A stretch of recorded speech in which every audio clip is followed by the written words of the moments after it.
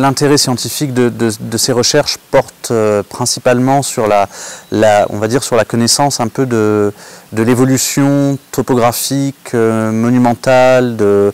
ce village de Sénez qui a été pendant très longtemps une petite capitale dès l'époque romaine, puis le siège d'un évêché à partir du VIe siècle. L'intérêt de ce site réside principalement dans le devenir et l'évolution de cet évêché au cours d'une période qui reste extrêmement mal connue, qui est celle du Haut Moyen-Âge, entre le VIe et le XIe siècle, au cours de laquelle on n'a plus aucun texte qui nous renseigne sur l'histoire de cette région et de ces vallées, où l'archéologie et la recherche, la fouille archéologique est à même de mettre en évidence un certain nombre de vestiges qui vont illustrer justement la vie de ces vallées au cours de cette période. On a effectivement dans la cathédrale une zone qui est particulièrement importante et particulièrement intéressante. Sur cette petite zone de quelques mètres carrés, on a conservé sur plusieurs mètres d'élévation, à peu près 1500 ans d'histoire du monument,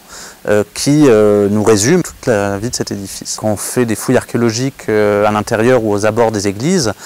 quasi systématiquement on va retrouver des inhumations, puisque au Moyen-Âge, le cimetière s'organise à l'intérieur et autour de l'église, et l'église est un lieu d'inhumation privilégié. On peut dater un mur à partir de la tombe qui l'accompagne. Et par ailleurs, l'étude de ces sépultures nous renseigne aussi sur l'évolution des pratiques funéraires et sur la manière dont on conçoit la mort au Moyen-Âge. C'est un site qui est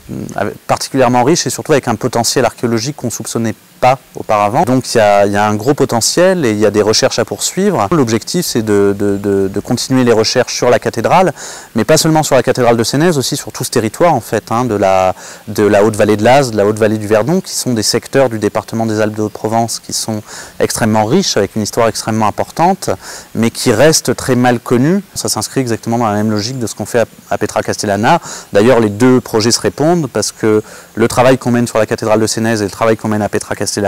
sont inscrits dans le cadre d'un même projet collectif de recherche, ce qu'on appelle un PCR, et les résultats des deux opérations sont confrontés et mis en perspective pour réécrire un peu l'histoire de cette vallée.